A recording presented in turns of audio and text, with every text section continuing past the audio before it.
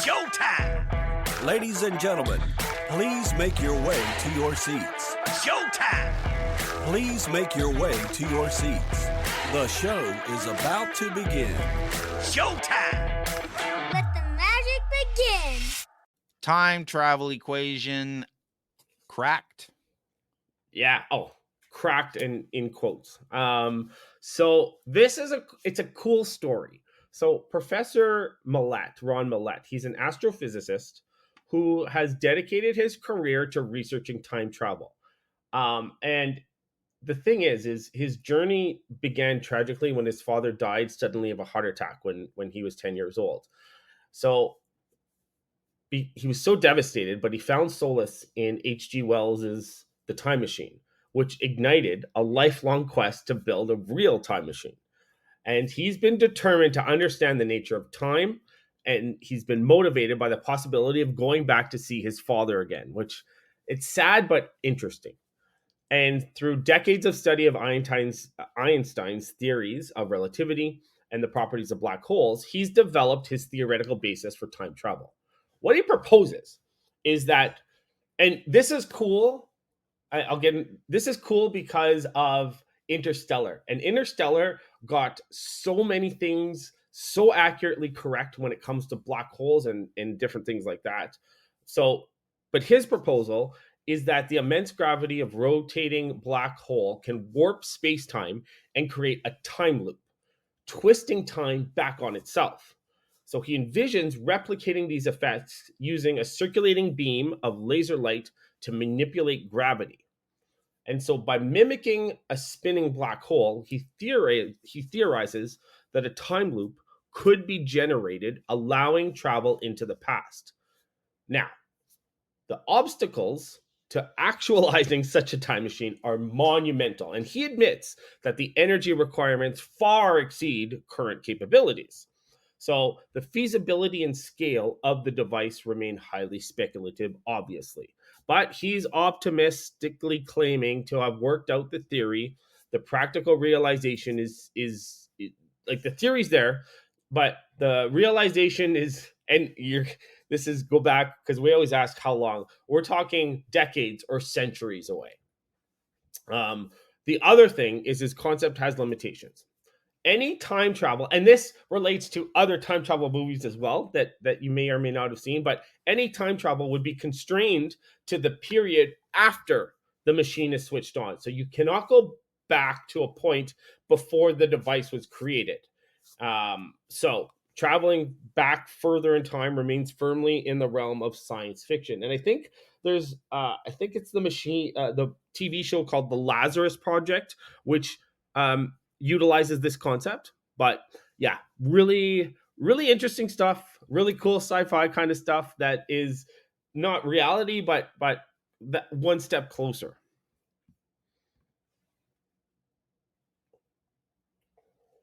Yeah, so there's a lot to talk about and unpack here. I was quiet because, I don't like the movie Interstellar. Maybe I'm the only one, but so every time you refer to it, I roll my eyes because, it's a movie. Let's just not talk about it as scientific fact. But hey, Yeah. Furthermore, he talks about you can send information back, but you can only send it back to the point, like you said, where you started the operating of the device. So, since I just said, hey, that's a movie, let's not talk about it, let me give you another movie. What was the Denzel Washington one where they sent him back like 5 days, 7 days to solve the there was like that terrorist boat attack? crash and everything. Yeah, I can't remember. because they could just send him back. It was a very short period of time. It was Yes, that was different because I think as time progressed, the like you could only go back a fixed amount of time. So as time went forward, you could only go back a certain amount of time from that forward time, if that makes sense. Was that right? Am I right in that? Was that how it was?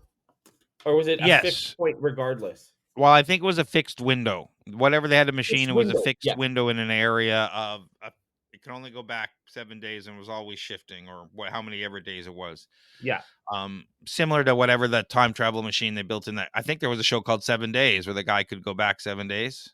Oh, I never saw that one. It was Yeah. in a thing, and the interesting part of that was that he would like save the world every time, pretty much, and everything. He would lose all the stuff that happened in the relationship for the past 7 days because he'd go back. So he'd build up all this stuff for these characters, and then he'd go back, and they would have either no idea who he was, or so there was a lot of interesting stuff where, after a few seasons, this person had a bunch of relationships with all these people around them that they had no recollection of because they were in other time jumps and stuff. So it becomes a little bit of a. Anyway, let's get back to this rather than. But that's good. One more that just quickly. The other one that comes to mind is, I think it's The Edge of Tomorrow with Tom Cruise, where he dies and he keeps coming back. There's tons. We could do a whole episode on those. But yeah. So let's get back to the theory here. So let me, you put it in great scientific terms, and me being the normie in the room, if we're gonna, from a point of view. So we shoot a bunch of lasers at a black hole, and eventually we can cause it to spin. Yeah. I didn't do a deep dive into it, but yeah. So, because that doesn't seem like that would work at all to me. No, I think that's just for to test some of his formulas. I think that I don't think that's what's going to make or break, and we might be able to get more into details of that in the next article that we talk about. But yeah, so the ideas his ideas are built again on Einstein's general theory of relativity, and it shows that mass and energy can bend space-time. So what he's done is he's tried to study the effects of rotating black holes on space-time geometry using lasers. But yeah, I don't know exactly what the experiments are that he's going to design. So there's black holes out there already rotating. What causes a black hole to rotate versus not rotate? That's a good question. Does anyone out there know that? That's a good one. No, I have no clue. What's that? Yeah, I like, because we're talking specifically. So if we're not making them rotate with lasers, we're going to, in the next article, we're going to talk about creating black holes and stuff. So we'll, but I'm just trying to get my head around. Okay, so we have we have a black hole spinning. We can only go back in time to the point we turned on this machine, which I don't quite understand. If the black hole's been spinning for 1,000 years already, why couldn't we go back to the time of that? So it's only when we turn on this machine at that point forward, we can go back to that time.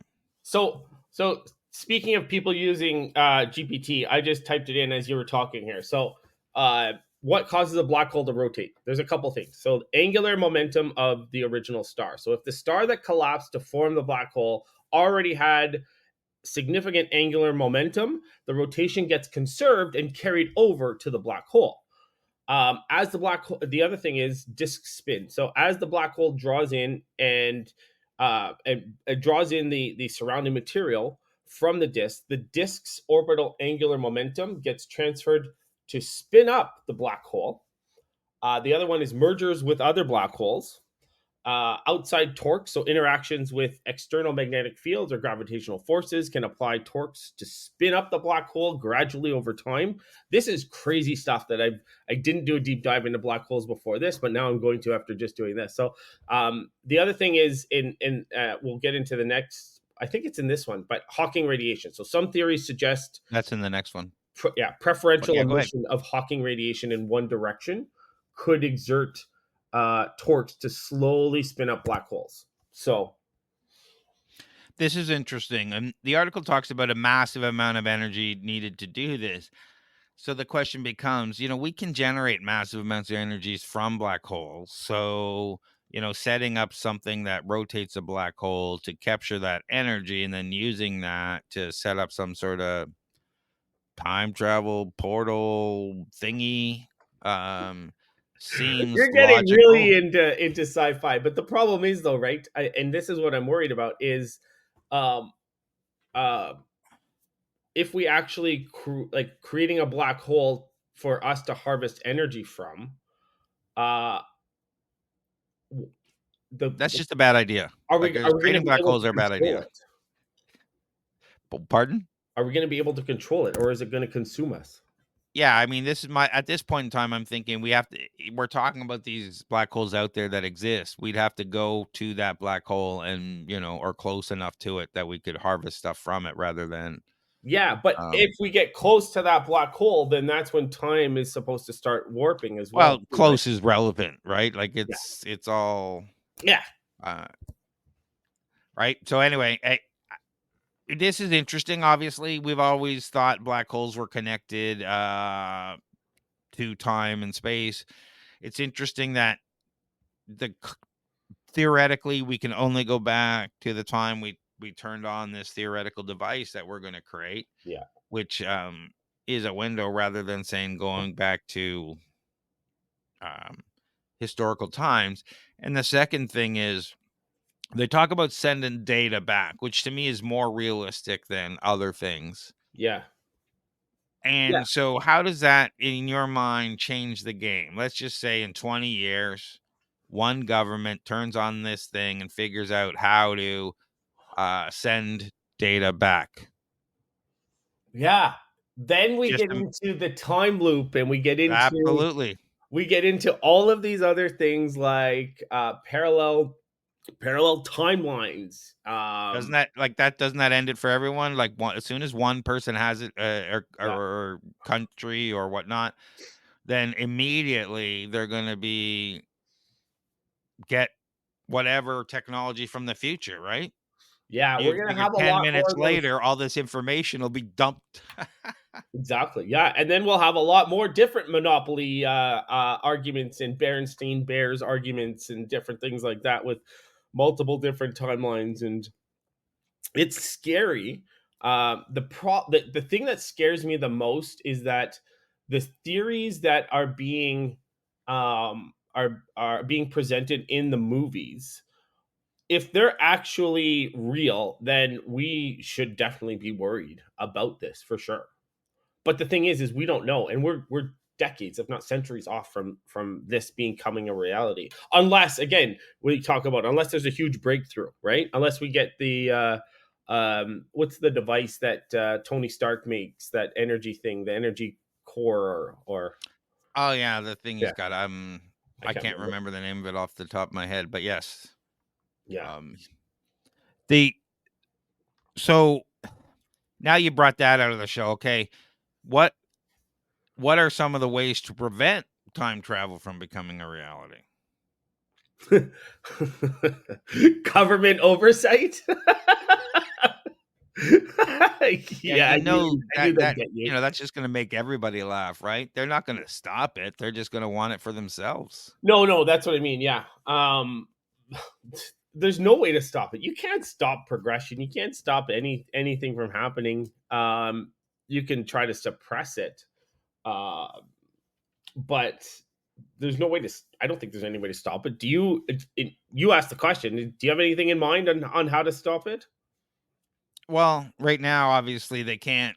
If you need that amount of energy, we're nowhere near it, so we're okay. But this has always been my theory. Like time travel doesn't exist yet Yeah, because where are the time travels? And this has always been a thing. Like if it existed in the future and people could come back, at some point we would know about it. It's just things start showing up in pictures, things start happening.